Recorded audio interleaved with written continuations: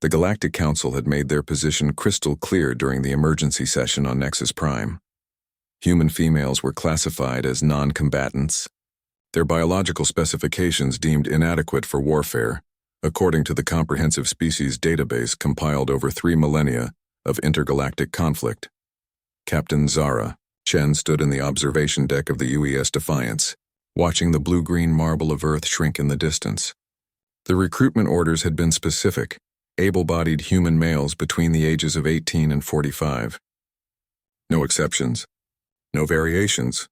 The Hegemony War demanded only the finest warriors, and apparently that definition excluded half of humanity's population. The irony wasn't lost on her. Zara had graduated top of her class from the Terran Military Academy, earned her pilot's wings in record time, and commanded 3 successful deep space missions before her 30th birthday. Yet here she was, relegated to transport duty while her male counterparts prepared for the greatest conflict the galaxy had ever witnessed. The hegemony had swept through the outer rim systems like a plague of metal and malice.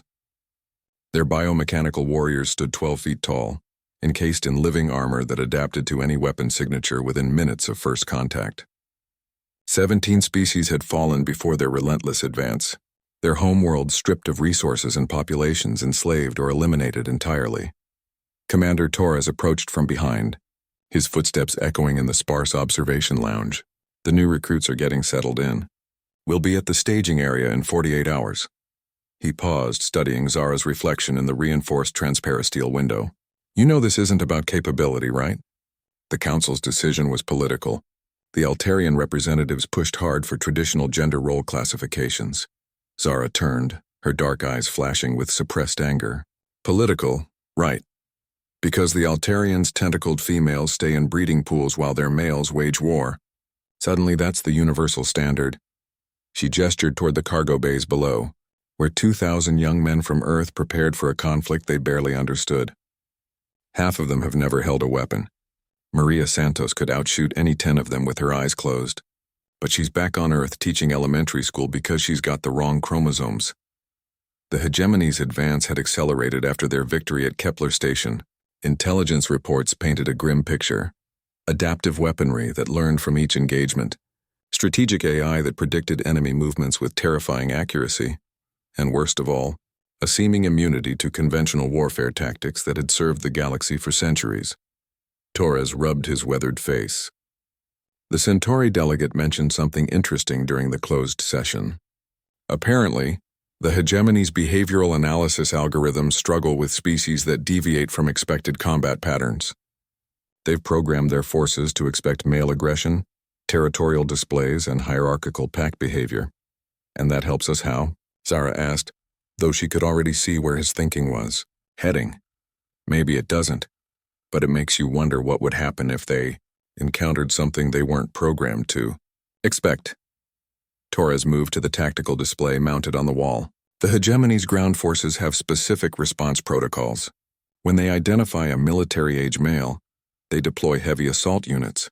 When they encounter non-combatants, they use restraint protocols designed to minimize damage to potential slave populations. Zara studied the tactical readouts from the latest battle reports. The hegemony's forces had swept through the Vegan colonies in under 6 hours, their biomechanical warriors adapting to every defensive strategy within minutes. Plasma cannons became ineffective after the first volley. Kinetic weapons lost impact after the second engagement. Even the famed Regelian CSI warriors had fallen when the hegemony's suits developed psychic dampening fields mid-battle. The recruits we're carrying, she said slowly. They're walking into a meat grinder. Every conventional tactic has failed. Every weapon system has been countered. Every strategic advantage has been neutralized. Torres nodded grimly. Command estimates 70% casualties in the first wave alone. The hegemony's adaptive capabilities are beyond anything we've encountered. Their only weakness seems to be the time it takes to analyze and counter new threats. But even that window is getting smaller with each engagement. The transport ship's AI chimed softly, announcing the shift change. In the corridors below, Earth's finest young men prepared for glory and death in equal measure. They cleaned weapons that would likely prove useless, studied tactics that had already failed against the hegemony's superior forces. and wrote letters home that many would never see delivered. Zara thought about her sister Elena, a sniper in the Terran Rangers who could put a round through a coin at 800 meters in a crosswind. About Lieutenant Sarah Kim, whose engineering innovations had revolutionized shield harmonics. About Colonel Rebecca Walsh, whose unconventional strategies had won 3 impossible victories in the border conflicts. All of them grounded, all of them relegated to support roles, all because the galaxy's elder species had decided that warfare was a masculine pursuit. Torres, what if the Council is wrong? Not just politically, but strategically? She pulled up the casualty reports from the Tau Ceti engagement. Look at these numbers. The hegemony's forces adapt to everything we throw at them because they've seen it all before. Male aggression, frontal assaults, hierarchical command structures. What if we gave them something completely outside their experience? The ship shuddered slightly as it dropped out of hyperspace for a navigation check. Through the observation windows, the staging area came into view. A massive military installation built into an asteroid field, bristling with weapons and crawling with ships from dozens of worlds. The combined fleet represented the greatest military force in galactic history, and intelligence estimates gave it a 15% chance of survival against the hegemony's advancing armada. Torres followed her gaze to the fleet beyond. Zara, I understand your frustration, but orders are orders. The Council has spoken, and Earth's government has agreed to comply. We're transport. That's our mission. But Zara wasn't listening anymore. She was thinking about the small arms locker in her quarters, about the modified rifle that had never appeared on any official manifest, and about the communication array that could reach Earth with the right modifications. The hegemony expected warriors. They were prepared for soldiers, for conventional tactics, for everything the galaxy could throw at them. They weren't prepared for what they hadn't seen coming. The staging area's briefing amphitheater could hold 10,000 beings, but today it felt cramped with half that number. Representatives from 47 species sat in carefully arranged sections, their various atmospheric requirements maintained by localized life support bubbles. The air hummed with tension and the soft whisper of translation devices working overtime. Admiral Vorthak of the Centauri Federation stood at the central podium, his 6 arms gesturing to holographic displays that showed the hegemony's relentless advance. Red markers indicated fallen worlds. Yellow showed systems under siege, and precious few green dots remained to represent free space. The enemy reaches the Kepler defense line in 18 standard hours, Vorthak announced, his gravelly voice carrying easily through the amphitheater's acoustics. Our combined fleet represents the largest military force ever assembled. 2 million combat vessels, 40 million ground troops, and every advanced weapon system known to galactic civilization. Zara sat in the transport crew section, officially present only as an observer. The human contingent was small, reflecting Earth's junior status in the galactic community. Around her, the recruited soldiers looked young and overwhelmed, surrounded by beings that could have stepped out of nightmares or fever dreams. The tactical display shifted, showing detailed scans of hegemony biomechanical warriors. Standing 12 feet tall, their living armor rippled with adaptive capabilities that made them nearly invincible. Energy signatures showed power levels that defied conventional understanding, while their weapon systems incorporated technology that seemed to violate known physics. Previous engagements have demonstrated the enemy's primary weakness, continued Admiral Vorthak. Their adaptation protocols require approximately 4 minutes and 30 seconds to fully counter new weapon systems. During this window, conventional forces have achieved limited success before being overwhelmed. A Rigelian commander raised one of his crystalline appendages. What of psychological warfare? Our mind warriors reported unusual resistance to mental assault during the Vega engagement.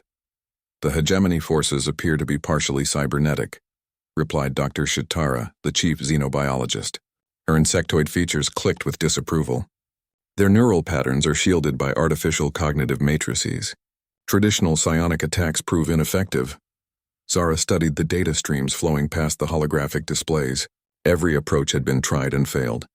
Plasma weapons, kinetic bombardment, biological warfare, electromagnetic pulse, quantum disruption fields. The hegemony had encountered and adapted to everything within hours of first contact. The briefing continued with depressing efficiency. Flight patterns, formation strategies, communication protocols, and evacuation procedures for when the inevitable happened.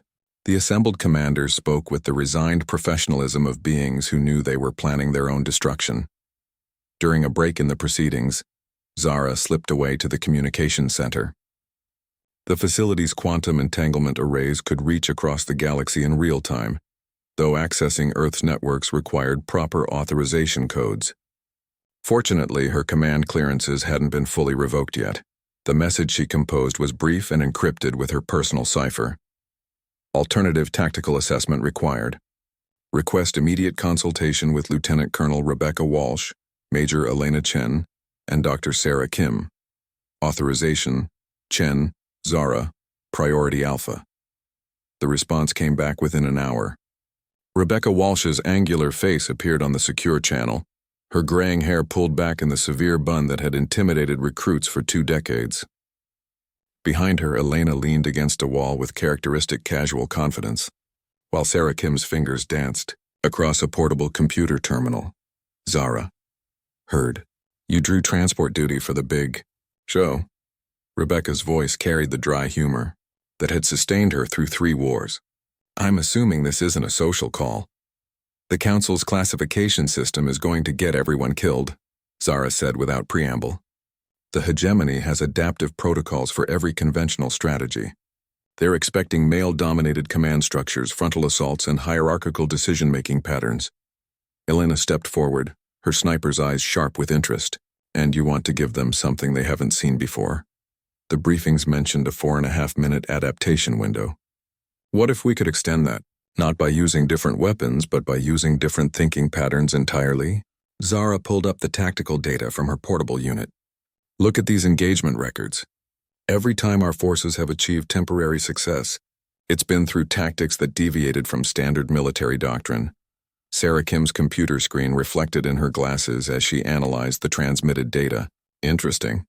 The hegemony's response times increase significantly when faced with non-linear tactical approaches.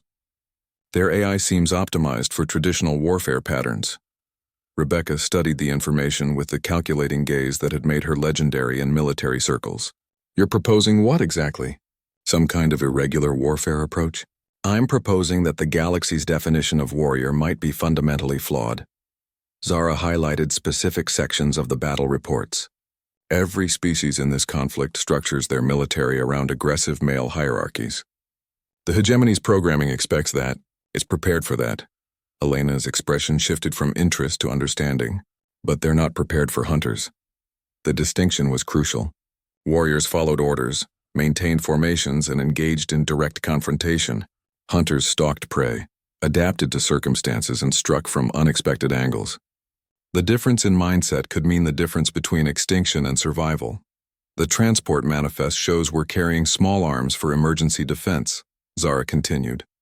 Officially, that's in case of boarding actions during transit. Unofficially, Rebecca's laugh was grim but appreciative. Unofficially, you're talking about a massive violation of galactic law, military protocols, and about 6 different treaties. She paused, considering. I'm listening. Sarah Kim looked up from her analysis. The quantum communication array could be modified to broadcast on multiple frequencies simultaneously. If someone were to, hypothetically, transmit specific tactical data to female military personnel across the galaxy, the Council would have your hide, Elena observed. And Earth's membership in the galactic community would be revoked permanently. Zara nodded. Along with any chance of survival if the current strategy fails, which according to all projections it will. The secure channel crackled with the weight of decision. In 18 hours, the largest military force in galactic history would engage an enemy that had never known defeat. Conventional wisdom said the battle was already lost. The hegemony's adaptive capabilities ensured that any direct confrontation would end in slaughter. But conventional wisdom had written the rules that excluded half of each species' potential. Warriors Rebecca Walsh's voice carried the authority of someone who had spent her life making impossible choices. Elena, how many qualified female shooters could you contact in the next 12 hours? Conservative estimate? Maybe 300 across 50 systems. If we expand to include anyone with hunting experience, that number goes up significantly. Sarah Kim's fingers never stopped moving across her keyboard. The technical modifications would take 6 hours. Communications lag means we'd need to start broadcasts immediately to reach the outer systems in time. Zara felt the weight of what they were contemplating. This wasn't just insubordination or tactical innovation. This was revolution disguised as desperation, a complete rejection of galactic military doctrine at the moment of ultimate crisis. The hegemony's forces land on Kepler Prime in 18 hours, she said quietly. If we're going to do this, it has to be now. Rebecca Walsh nodded slowly. Then we'd better get started. The modifications to the communication array required surgical precision and absolute secrecy. Zara worked alone in the technical bay, her hands steady despite the magnitude of what she was attempting. Sarah Kim's instructions were crystal clear. Reroute the quantum entanglement matrix through secondary relays, mask the signal signatures to appear as routine maintenance transmissions, and establish broadcast capability to 17 different frequency ranges. Each connection she made was another step toward irrevocable commitment.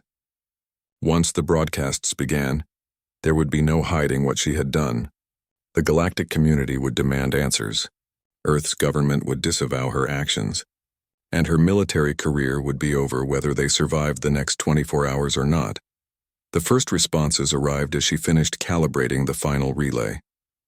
Elena's network had spread faster than anticipated. Female soldiers, hunters, marksmen, and combat specialists from dozens of worlds were acknowledging receipt of the encrypted tactical packages. The messages were brief, professional, and carried an undercurrent of grim determination. From Lieutenant Cassara of the Altarian Defense Corps, received. Deploying to Grid 774 with hunting party of 12. From Sergeant Major Thala of the Centauri Rangers, package confirmed. Accessing weapons cache, 36 volunteers assembled. From Captain Yuki Tanaka of the Luna Defense Force. Already en route to Kepler system. 22 qualified shooters aboard independent transport. The pattern repeated across 50 systems. Women who had been relegated to support roles, denied combat positions or classified as non-combatants, were mobilizing with the quiet efficiency of professionals finally given a chance to prove their worth. Zara's personal communicator chimed with an incoming message from Rebecca Walsh. The transmission was brief. Package distributed to key personnel across the galaxy. Conservative estimate, 800 participants. They'll be in position within 12 hours. 800. Against the hegemony's millions, it seemed insignificant.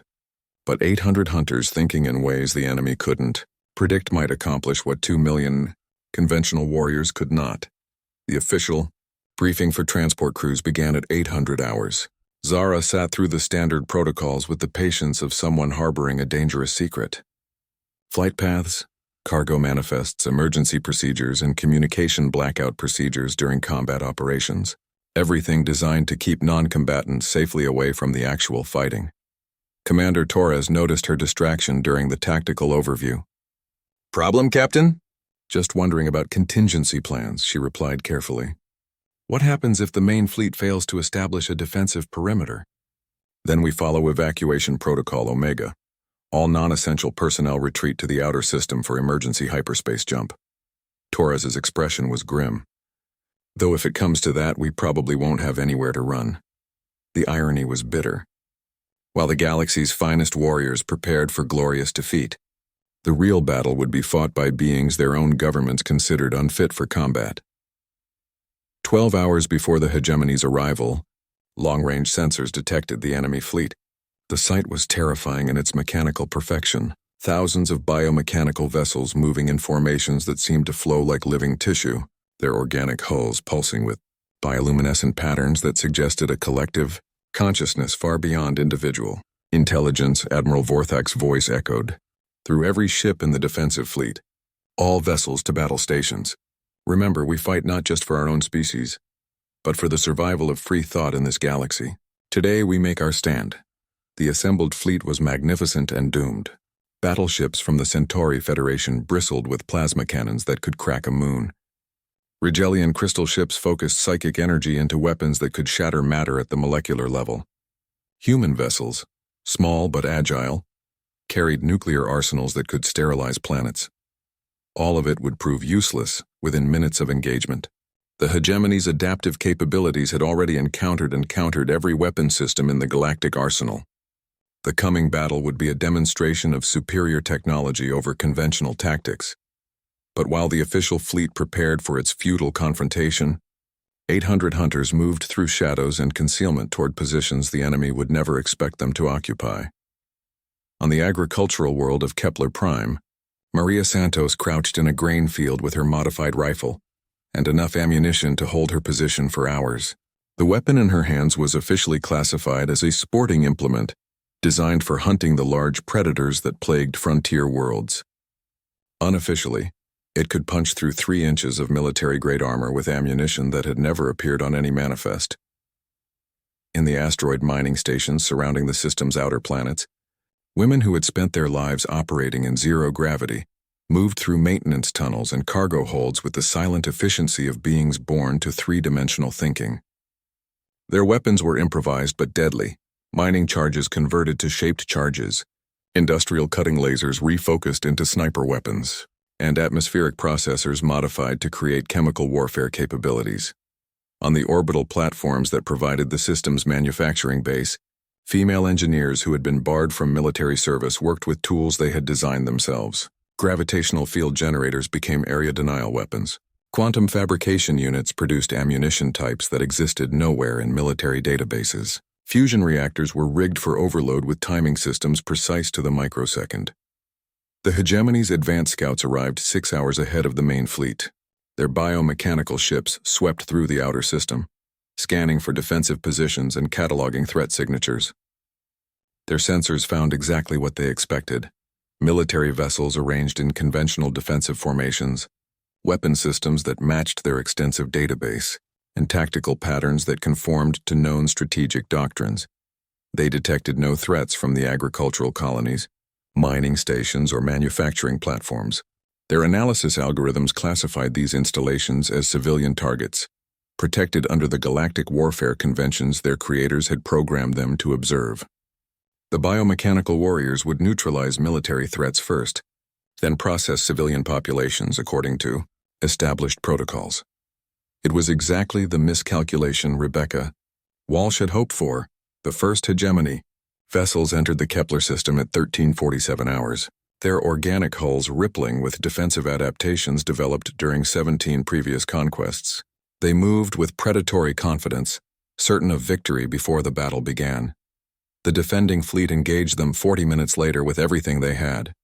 Plasma cannons lit space with artificial stars. Kinetic projectiles filled the void with deadly metal. Psychic warriors screamed their rage across dimensions. Nuclear fire bloomed in patterns of destruction that could be seen from neighboring star systems. For 4 minutes and 30 seconds, the weapons found their targets.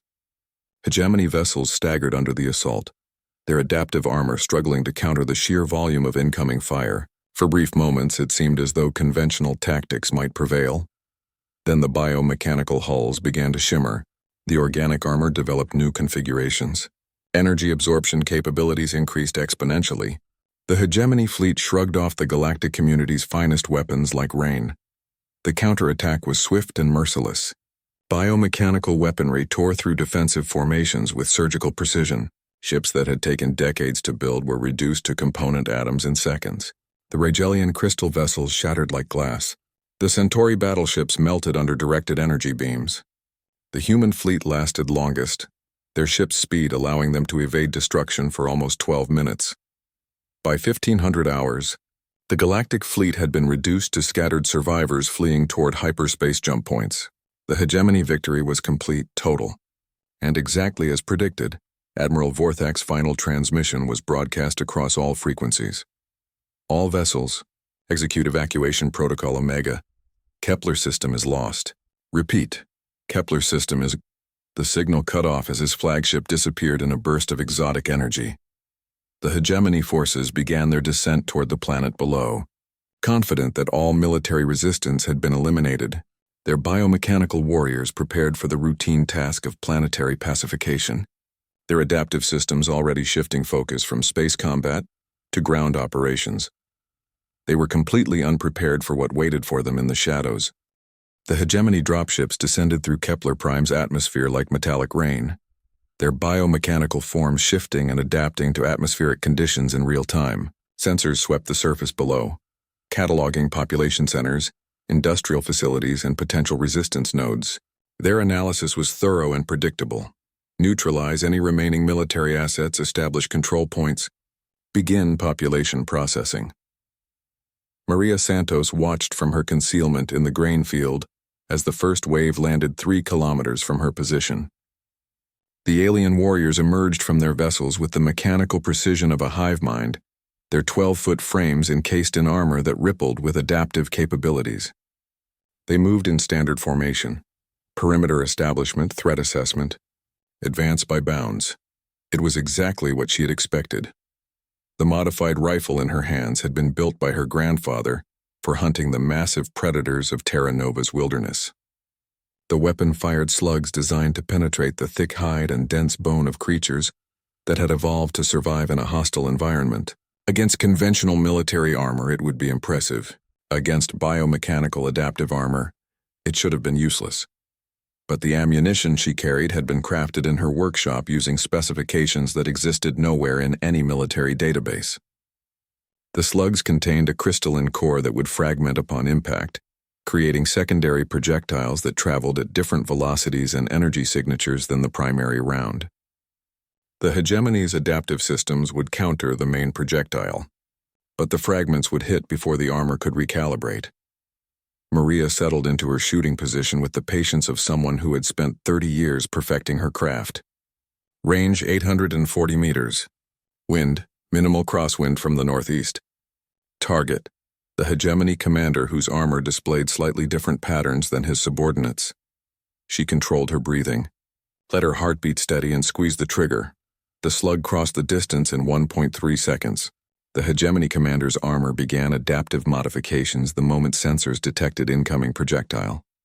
Energy absorption matrices reconfigured, kinetic dampening fields activated. The armor's response was textbook perfect for countering conventional ammunition. The primary slug struck the chest plate and was absorbed harmlessly.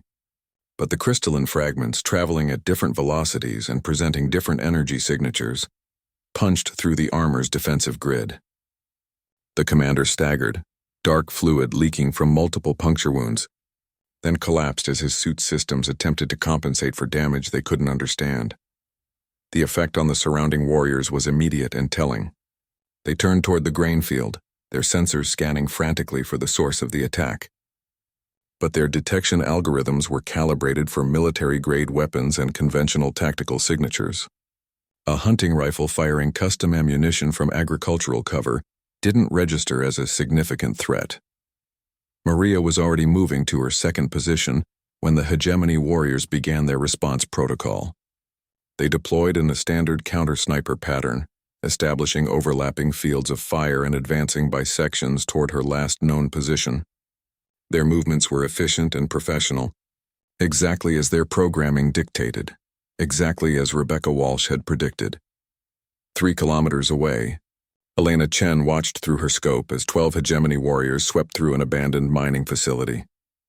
They moved with mechanical precision, checking each structure and cataloging every potential threat. Their adaptive armor had already modified to counter the projectile signatures detected during the first engagement. But they were scanning for conventional military positions. They weren't looking up. Elena had positioned herself on a maintenance platform 40 meters above the facility floor. Her rifle braced against a structural support beam. The weapon was a masterpiece of precision engineering, designed for extreme range elimination of dangerous wildlife on frontier worlds. In the right hands, it could place rounds accurately at distances exceeding 2 kilometers, but accuracy wasn't her primary concern. The ammunition she carried was designed by Dr. Sarah Kim, using principles borrowed from quantum physics and materials science. Each round contained a microcharged particle that would create a localized electromagnetic pulse upon impact. The hegemony's biomechanical systems would detect and counter the kinetic energy, but the EMP effect would propagate through their armor's conductive elements before their systems could compensate. Elena chose her target carefully, a warrior whose position would force his companions to expose themselves while investigating his collapse. She calculated wind drift, gravitational drop, and the minimal time delay that would give her the best chance of a successful engagement. The shot was perfect. The round struck the hegemony warrior between the shoulder blades, and for a moment, nothing seemed to happen. His armor absorbed the kinetic impact flawlessly, exactly as designed. Then the electromagnetic pulse propagated through his suit's systems. Biomechanical interfaces shorted out. Adaptive protocols crashed. Life support systems failed. The warrior toppled forward, his armor locked in its last configuration, its occupant unconscious or dead from system feedback. His companions responded exactly as Elena had anticipated. They clustered around the fallen warrior, their sensors scanning frantically for electromagnetic weapon signatures. Their search patterns were thorough and methodical, but they were looking for military-grade EMP devices, not hunting rifles firing experimental ammunition. Elena was already repositioning when the second warrior fell, then the third. Each shot was placed with surgical precision, targeting isolated enemies whose collapse would create confusion rather than immediate retaliation. She moved through the facility's maintenance structure like a ghost, using service passages and utility shafts that the hegemony's tactical algorithms never considered as potential firing positions.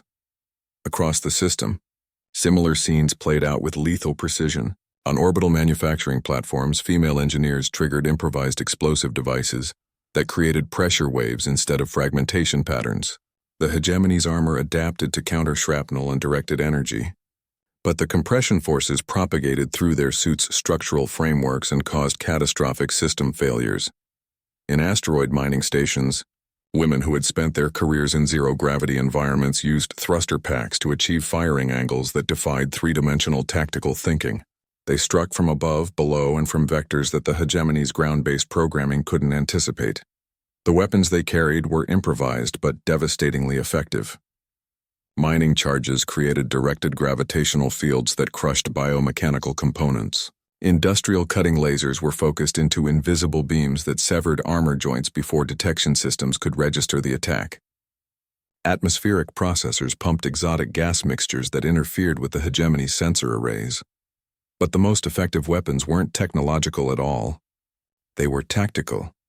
The hegemony forces had been programmed to expect hierarchical command structures, fixed defensive positions, and predictable response patterns. They were prepared for conventional warfare, conducted by conventional warriors using conventional tactics. They weren't prepared for 800 hunters who thought like predators instead of soldiers, where military doctrine demanded holding ground. The hunters abandoned positions after successful shots. Where convention required coordinated assaults, they struck individually from unexpected angles.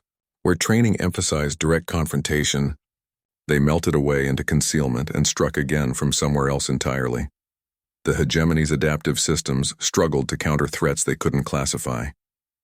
Their programming had been designed to analyze and defeat military tactics, not hunting strategies that had evolved over millennia on 100 different worlds. For the first time in their species' history, the biomechanical warriors found themselves reacting instead of controlling the battlefield. Their response times increased as their systems attempted to process tactical patterns that didn't exist in their database. Their formations began to show signs of confusion as commanders fell to shots that seemed to come from nowhere and everywhere at once. Captain Yuki Tanaka monitored the tactical situation from her concealed position in an abandoned communications bunker. The Luna Defense Force had trained her in conventional military operations, but her childhood on the frontier worlds had taught her different lessons. She understood patience, timing, and the psychology of the hunt. The data streaming through her modified communication equipment showed a pattern that would have been impossible to achieve through conventional warfare. Hegemony casualties were climbing steadily, but their forces couldn't identify and counter the source of the attacks. Their adaptive systems were overloading, trying to simultaneously counter dozens of different weapon signatures, tactical approaches, and operational patterns. For 8 hours, the hunters maintained their pressure. Individual hegemony warriors fell to precision shots that their armor couldn't counter. Small units were eliminated by improvised weapons that didn't exist in military databases. Command structures collapsed as officers. The hegemony command vessel's response came within minutes of Rebecca Walsh's ultimatum, broadcast across all frequencies with mechanical contempt. Human designation Rebecca Walsh. Your ground forces have been eliminated. Your fleet has been destroyed. Surrender immediately or face total extinction. Aboard the modified transport vessel that had become the unofficial command center for the Hunter Network, Zara Chen smiled grimly as she monitored the communication exchange. The enemy's confidence was understandable but misplaced. Their biomechanical sensors showed exactly what their programming expected to see.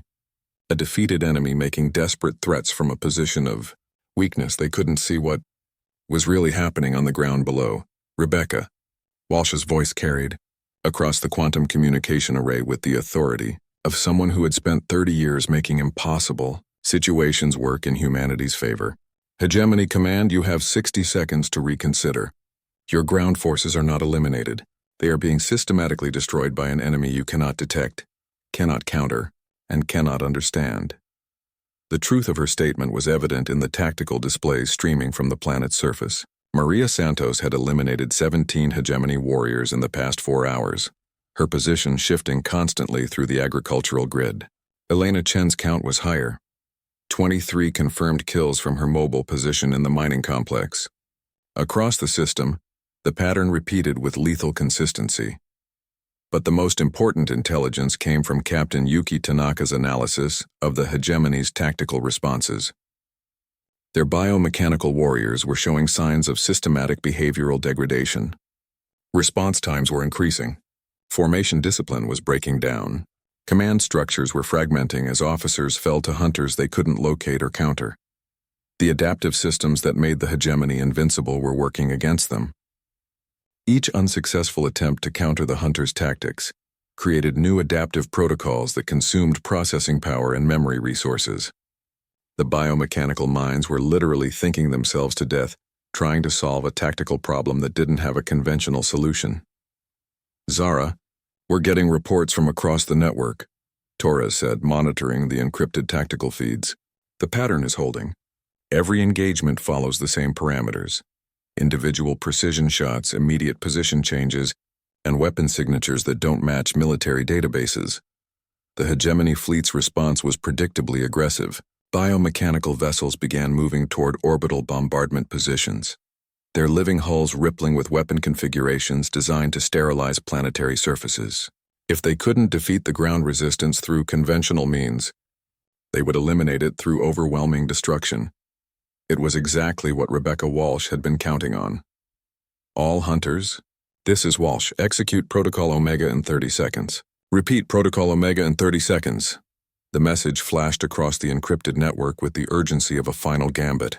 Across Kepler Prime, 800 women checked their weapons, confirmed their positions, and prepared for the most audacious military operation in galactic history. Protocol Omega wasn't about hunting individual targets. It was about hunting a fleet. Dr. Sarah Kim's modifications to the planetary communication array had been more extensive than anyone realized. The quantum entanglement matrix that allowed faster-than-light communication also created a localized gravitational field that could be manipulated with sufficient power input.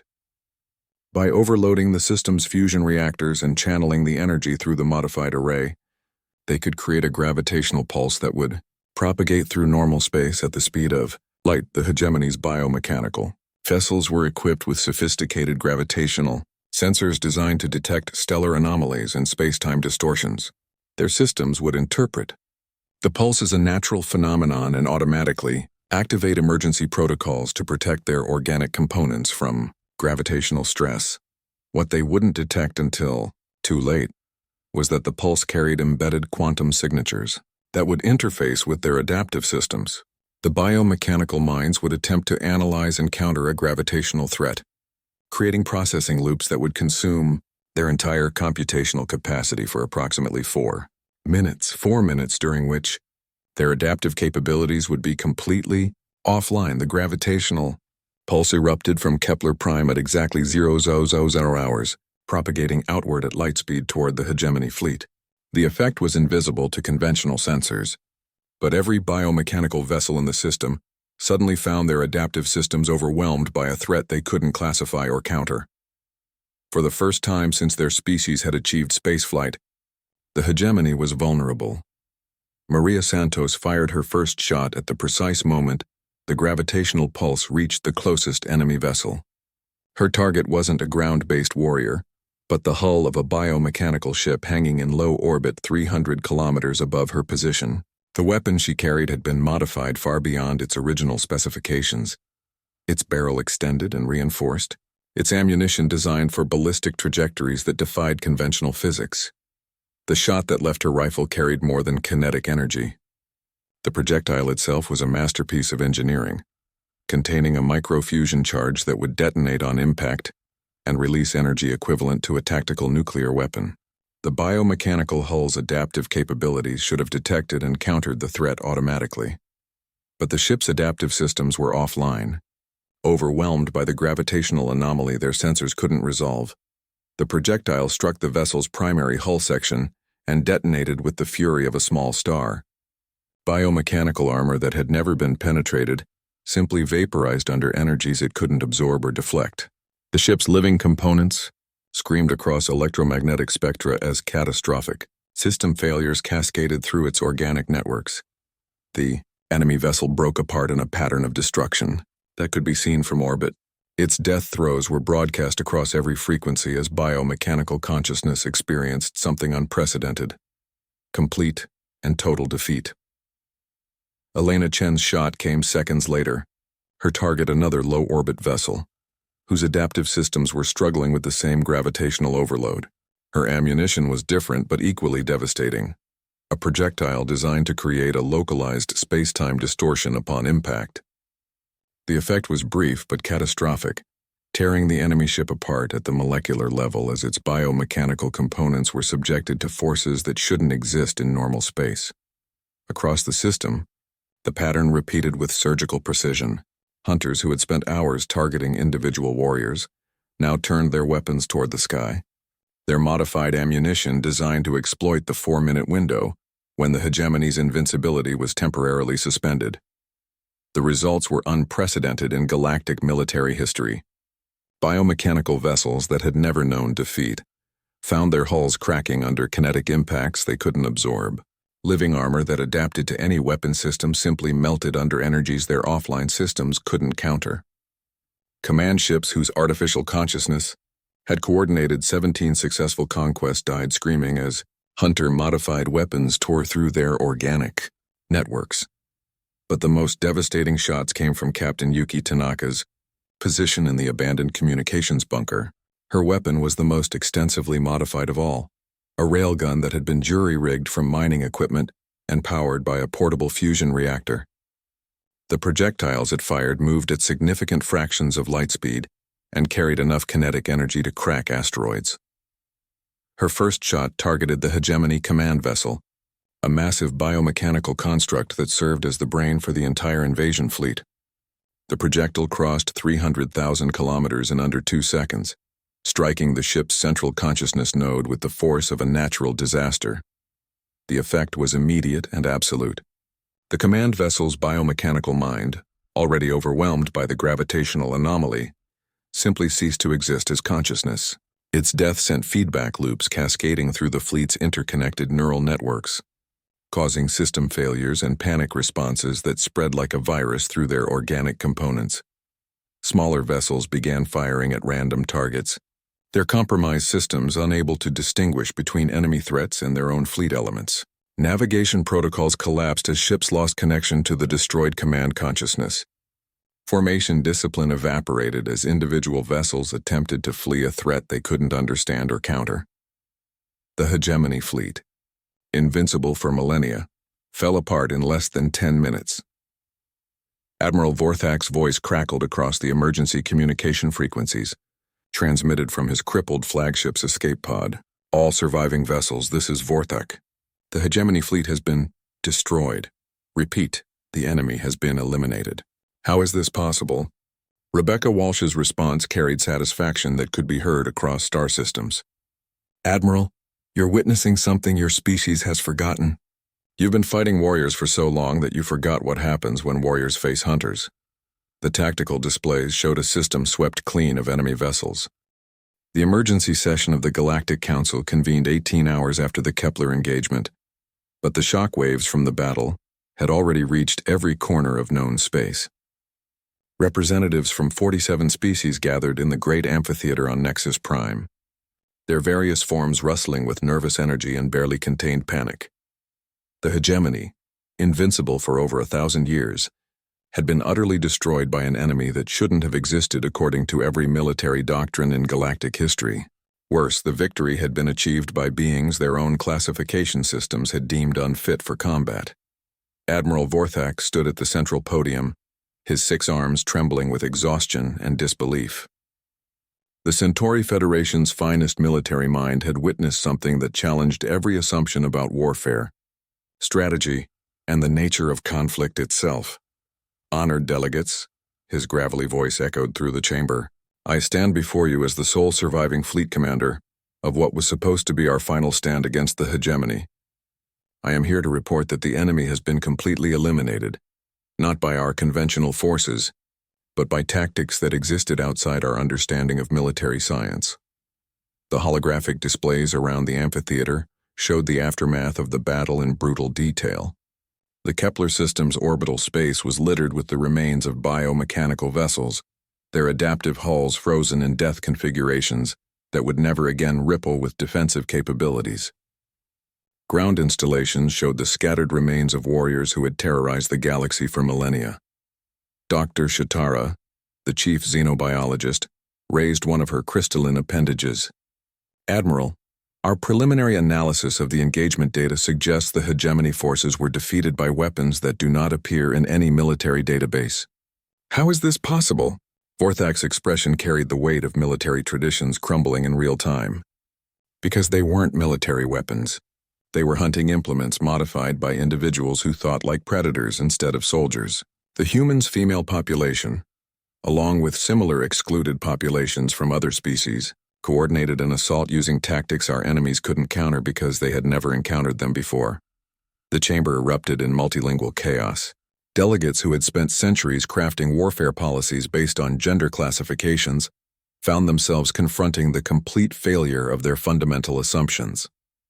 The Rigelian crystal singers resonated with frequencies of confusion and disbelief. The Altarian tentacle speakers writhed in patterns that indicated cognitive dissonance. High Counselor Mordak of the Draconian Assembly demanded order with a roar that silenced the chamber. Are you suggesting that our military classifications have been fundamentally flawed? That we have excluded half our potential warriors based on outdated biological assumptions? I'm suggesting that we nearly went extinct because of those assumptions, Vorthak replied with the bluntness of someone who had seen conventional wisdom burn in the void of space. The hegemony's adaptive systems were programmed to counter military thinking, hierarchical command structures, territorial aggression, and frontal assault tactics. They had encountered and defeated every conventional warfare strategy in our databases. Ambassador Kethara of the human delegation stood slowly, her diplomatic composure barely containing what looked like centuries of suppressed anger. The Galactic Council classified human females as non-combatants based on physiological parameters that had nothing to do with tactical capability. Maria Santos, who eliminated 17 hegemony warriors in single combat, has a standing offer to train any member of this assembly in precision marksmanship. Elena Chen's tactical innovation saved this galaxy, yet she was denied even basic military consideration. The implications were staggering. Every species in the galactic community had structured their military forces around similar assumptions. Males for warfare, females for support roles based on biological patterns that had evolved on their homeworlds millions of years ago. The idea that these classifications might be strategically counterproductive had never been seriously considered. Dr. Sarah Kim's voice came through the communication system from Earth, where she was analyzing the technical aspects of the victory. Honorable delegates, the tactical success at Kepler wasn't about superior weapons or technology. It was about cognitive approach. The hegemony systems were designed to adapt to and counter aggressive, hierarchical thinking patterns. Hunter mentality operates on fundamentally different principles: patience, precision, and tactical flexibility that prioritizes results over territorial dominance. High Counselor Mordak's massive form shifted with the slow deliberation of a being reconsidering fundamental assumptions. Dr. Kim, are you suggesting that hunting psychology provides tactical advantages over military training? I'm suggesting that diversity of tactical thinking is a strategic necessity, Sarah replied. The hegemony defeated us because they had adapted to counter every conventional military approach in the galactic database. They had never encountered hunters who thought in terms of precision rather than overwhelming force, individual initiative rather than unit cohesion, and adaptive positioning rather than holding ground. Rebecca Walsh's transmission from the Kepler system carried the authority of someone who had just rewritten military history. The hunters who participated in this engagement included former civilians who had never received formal military training, alongside experienced soldiers who had been classified as support personnel. What they shared wasn't military background, but a cognitive approach that prioritized efficiency over convention. The debate that followed would reshape galactic military doctrine for the next millennium. Species after species began reporting similar populations. Individuals who had been excluded from military service, based on physiological classifications but who possessed tactical capabilities that complemented conventional forces. The Altarian delegate reluctantly admitted that their tentacled females had developed three-dimensional tactical thinking that surpassed their males' linear strategies. The Rigelian representative acknowledged that their non-crystalline morphs possessed psychic flexibility that could complement their warriors' focused abilities. Even the proud Draconian Assembly began reconsidering their assumptions about combat effectiveness and gender roles. But the most significant change came from an unexpected source. The hegemony survivors, few though they were, began requesting asylum and offering intelligence about their species' true nature. The revelation was shocking. The biomechanical warriors weren't a separate species at all, but the militarized males of a race whose females had been eliminated generations ago in a catastrophic war that had led to their current form.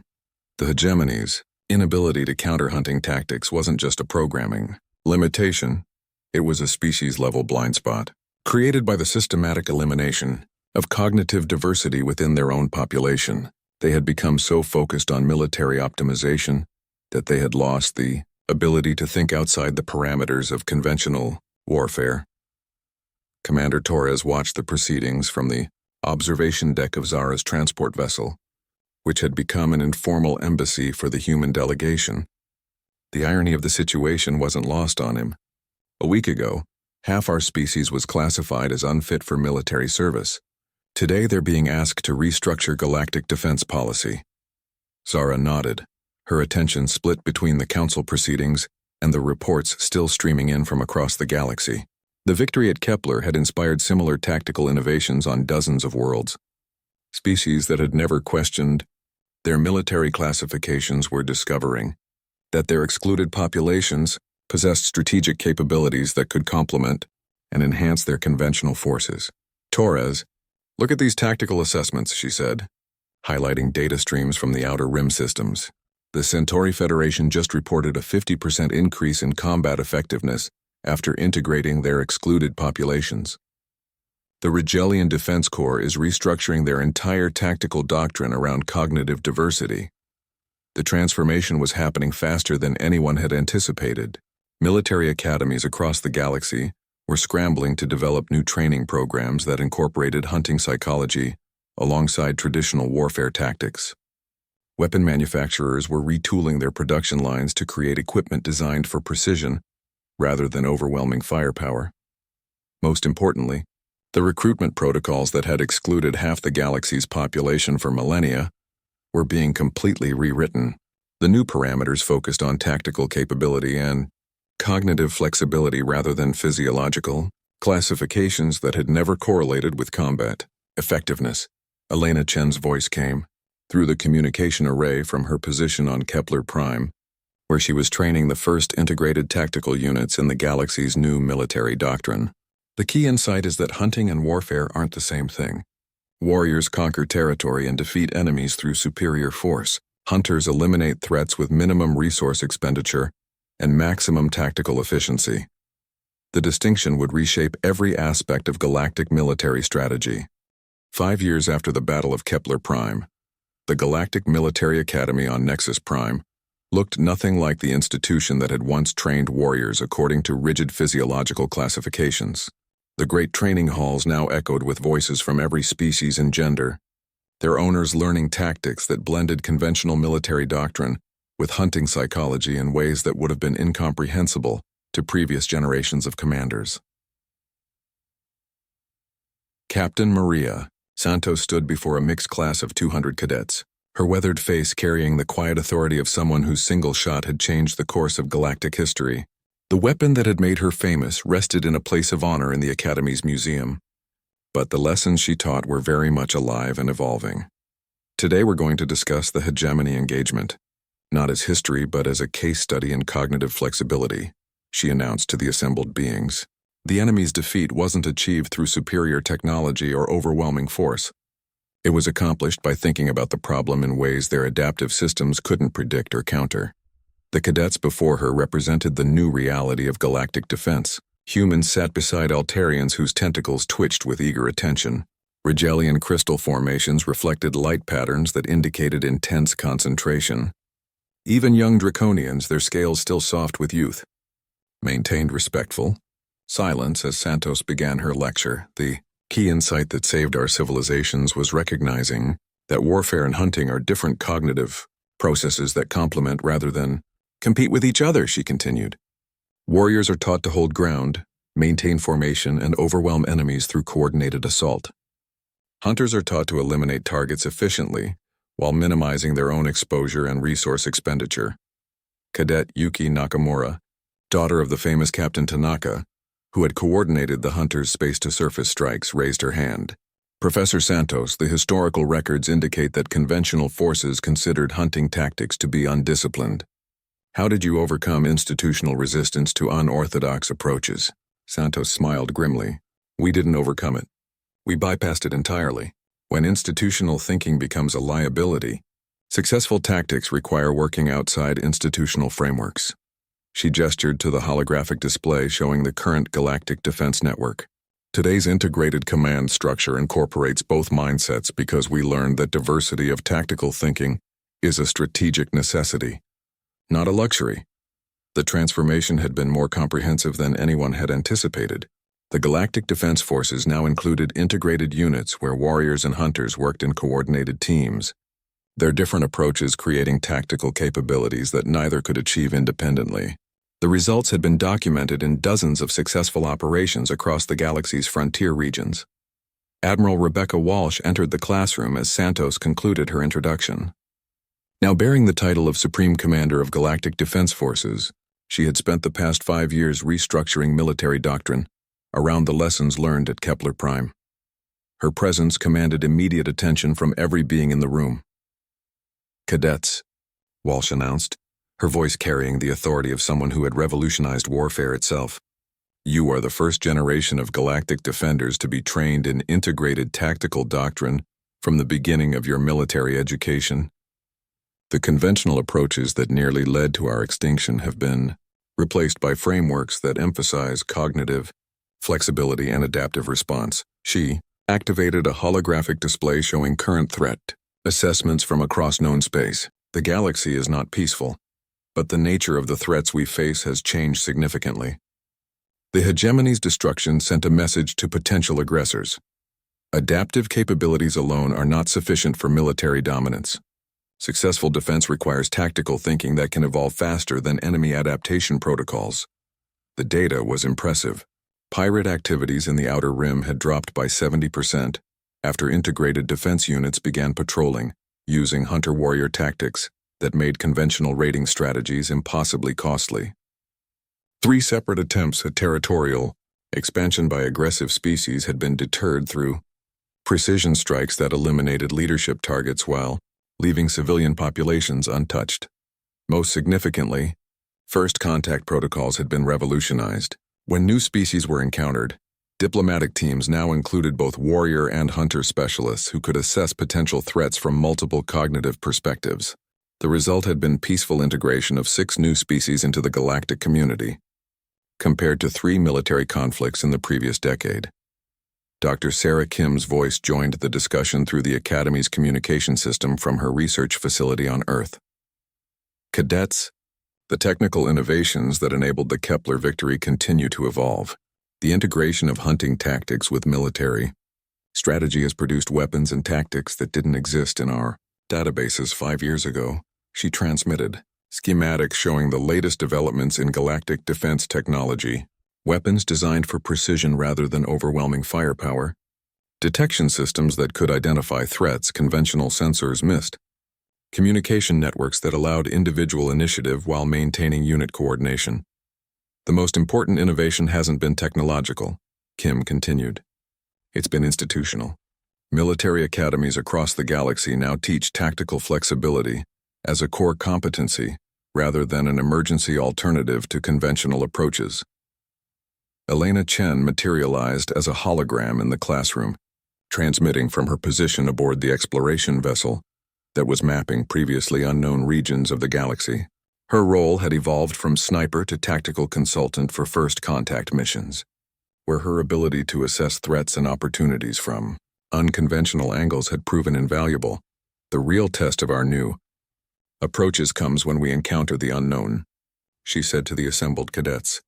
The hegemony was defeated because they couldn't adapt to tactics outside their experience. Our current doctrine emphasizes developing the ability to think beyond our own limitations when faced with unprecedented challenges. Her current mission exemplified this philosophy. The exploration fleet included both military vessels and research platforms, staffed by teams that combined conventional scientific approaches with hunter-based reconnaissance strategies. The result had been successful contact with 3 previously unknown species and the discovery of 2 habitable systems that conventional exploration methods had missed. Commander Torres, now serving as the Academy's Director of Integrated Tactics, stepped forward to address questions from the cadet body. His role had transformed from transport officer to architect of the new military education system, responsible for developing curricula that prepared future defenders for threats that couldn't yet be imagined. The question you should be asking yourselves, he said to the cadets, is not how to defeat specific enemies but how to develop tactical thinking that can adapt to any challenge. The hegemony fell because their adaptive systems had limits. Our survival depends on ensuring that our cognitive flexibility doesn't. The discussion that followed would have been impossible under the old military classification system. Cadets from different species and backgrounds shared insights about tactical approaches that combined their various cultural perspectives on conflict and problem-solving. Altarian tentacle speakers described 3-dimensional tactical thinking. Rigelian crystal formations explained psychic coordination of distributed forces. Human representatives outlined the integration of hunting psychology with conventional military doctrine. Captain Zara Chen entered the classroom as the session neared its conclusion. Her transformation from transport officer to director of tactical innovation had paralleled the institutional changes that swept through galactic military culture. Her role now included developing new approaches to threats that existing doctrine couldn't address. Cadets, the Battle of Kepler Prime taught us that our greatest vulnerability was our inability to think beyond conventional frameworks, she announced. Your generation will face challenges we can't predict using tactics we haven't yet developed. Your success will depend on your ability to recognize when conventional approaches are insufficient and develop alternatives that work. She activated a final holographic display showing the current state of galactic defense. Integrated units patrolled space lanes using tactics that combined warrior and hunter approaches. Research facilities developed weapons and detection systems based on principles that hadn't existed 5 years earlier. Diplomatic corps included specialists trained to recognize and respond to threats from multiple cognitive perspectives. Most importantly, the classification systems that had nearly led to galactic extinction had been replaced by frameworks that valued cognitive diversity as a strategic asset rather than an administrative inconvenience. The hunters who saved our civilizations at Kepler Prime weren't trying to revolutionize military doctrine, Zara concluded. They were simply doing what needed to be done using the tools and thinking that were available to them. Your challenge is to maintain that flexibility while developing